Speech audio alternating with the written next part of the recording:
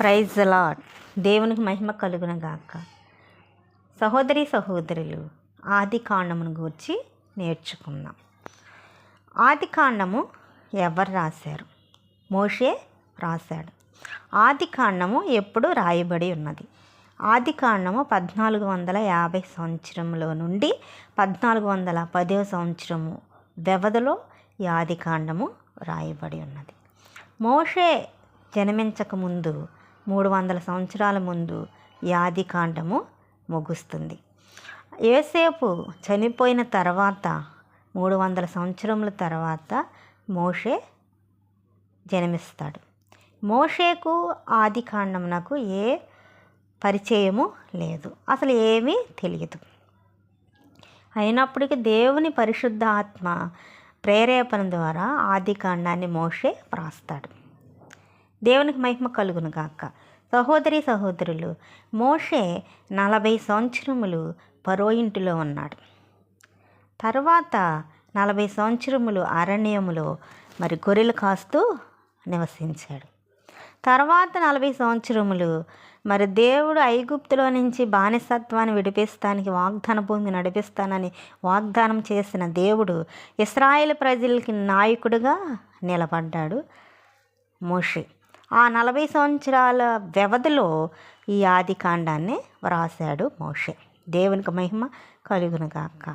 ఆది కాండముకు ఉన్న అర్థము ప్రారంభము. ఆది కాండములో 50 అధ్యాయులు ఉన్నవి. ఆది కాండములో వచనములు 1533 వచనములు ఉన్నవి. ముఖ్యమైన వ్యక్తులు ఎవరనగా ఆదాము, అవ్వ, కయ్యూను, ఏబేలు, హానోకు, నోవాకు, అబ్రహాము, ఇస్సాకు, యాకోబు, యోసేపు ముఖ్యమైన వ్యక్తులు కనబడుతున్నారు. ఆది కాండము ప్రత్యేకించబడింది ధర్మశాస్త్రంలోను బైబిల్ గ్రంథములన్నిటిలో మొట్టమొదటిదిగా ప్రారంభించబడింది ఆది కాండం.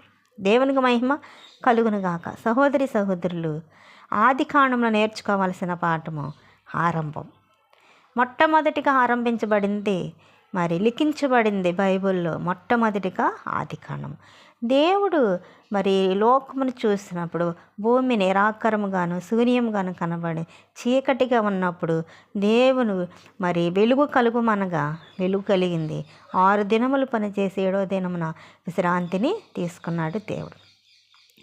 దేవుని ఆత్మ జలములలో అల్లాడుచున్నప్పుడు దేవుడు శూన్యముగాను ఈ భూమి ఆకాశము నిరాకారంగాను కనపడుచున్నప్పుడు దేవుని ఆత్మ ప్రేరేపించబడి ఆనాడు సృష్టిని ఆరంభించాడు. దేవునికి మహిమ కలుగును గాక. సహోదరి సహోదరులు, అద్భుతం చేశాడు దేవుడు. అద్భుతం ఏమనగా మనుష్యునిగా దేవుడు నరునిగా సృష్టించి సాటైన సహాయం దేవుడు ఏర్పరిచాడు. మొదటి ఆపరేషన్ దేవుడు చేశాడు. దేవునికి మహిమ కలుగును గాక. ఆది దంపతుల్ని ఏర్పరిచి ఒక ఏదైనా తోటలో పెట్టి ఏదైనా తోటలో ప్రతి పండును తినమన్నాడు, ఒక పండును మాత్రం తినొద్దన్నాడు.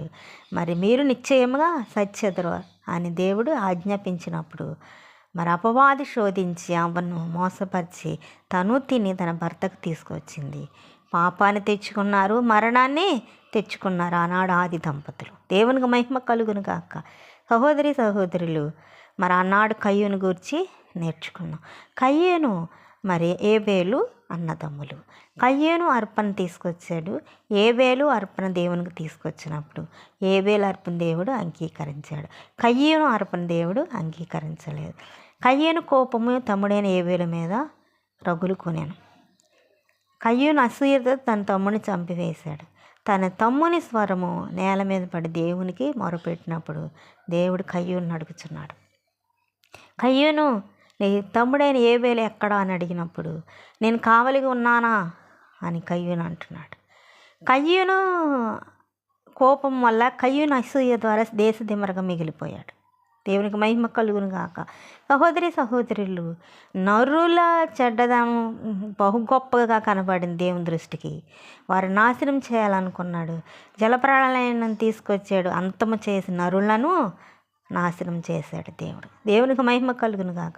సహోదరులు, ఆనాడు నోవాకు ఆ కాలంలో నీతిపరుడు, యథార్థవంతుడై ఉన్నాడు కనుక నశించిపోయిన మానవ మనుగడికి పతనమైపోతున్న మానవునికి ఆధారమయ్యాడు ఆనాడు నోవా కుటుంబం. దేవునికి మహిమ కలుగును కాక.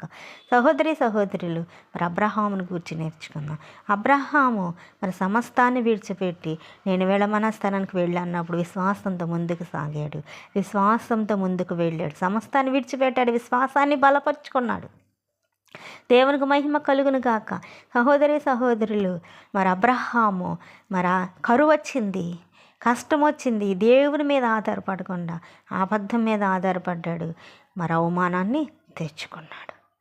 దేవునిచ్చిన వాగ్దానం నెరవేర్చాడు అబ్రహాంకి. నీ కుమారుణ్ణి ఇస్తాను, ఏకైక కుమారుణ్ణి అని ఆశీర్వదిస్తాను నిన్ను అని దేవుడు వాగ్దానం ఎలా ఇచ్చాడో ఆ వాగ్దానం దేవుడు అబ్రహాము జీవితంలో నెరవేర్చాడు. దేవునికి మహిమ కలుగును గాక. సహోదరులు, యాకోబుని గూర్చి నేర్చుకుందాం. యాకోబు మోసగాడు, తన తండ్రిని మోసం చేశాడు, తన సహోదరుని మోసం చేశాడు, మరి ఆశీర్వాదాన్ని పొందుకున్నాడు, జ్యేష్ఠత్వాన్ని పొందుకున్నాడు. యాకోబు మోసగాడైన జీవితాన్ని ఇశ్రాయేలుగా మార్చాడు. దేవునికి మహిమ కలుగును గాక. సహోదరులు, యోసేపును గూర్చి నేర్చుకుందాం. యోసేపు మానవ జాతికి ఆదర్శముగా కనపడుతున్నాడు. యోసేపుకి దేవుడు తోడై ఉన్నాడు, అతను చేయనిదంతయు సఫలము చేశాడు. దేవునికి మహిమ కలుగును గాక. సహోదరులు, మరి జలప్రళయం అయిన తరువాత నోవాకు మరి కుటుంబము మానవ మనుగడకు ఆధారమైంది. నా నీతిపరుడు యథార్థవంతుడు కాకపోతే నోవాకు మరి ఈ భూమి మీద మానవ మనుగడ మరి నిలబడేది కాదు. దేవునికి మహిమ కలుగును కాక. ఆనాడు మరి నోవాకు జీవితంలో నేర్చుకోవాల్సిన పాఠము, నోవాకు దేవుని నమ్మాడు, మరి దేవుని ఉగ్రత వస్తుందని నమ్మాడు, మరి దేవునితో నడిచాడు, మరి దేవుని ఉగ్రత వస్తుందని నమ్మి ఓడను నిర్మించాడు, మరి దేవుని యొద్దకు తన కుటుంబాన్ని నడిపించాడు, మరి పతనమైపోతున్న ప్రజలకి ఆధారమయ్యాడు. పతనమైపోతున్న ప్రజలకు ఆధారమయ్యాడు, ప్రజలకు వారధిగా నిలబడ్డాడు, దేవుని చిత్తానికి వ్యతిరేకంగా నిద్రించాడు. దేవునికి మహిమ కలుగును గాక.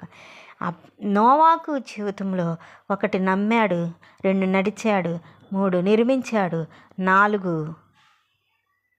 నడిపించాడు, 5 మరి వారిదిగా నిలబడ్డాడు, 6 నిద్రించాడు, దేవుని చిత్తానికి వ్యతిరేకంగా నిద్రించాడు. దేవునికి మహిమ కలుగును గాక.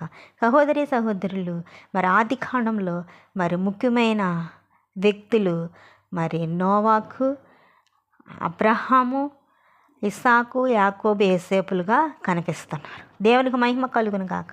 సహోదరులు, అబ్రహామును మరొకసారి జ్ఞాపకం చేసుకుందాం.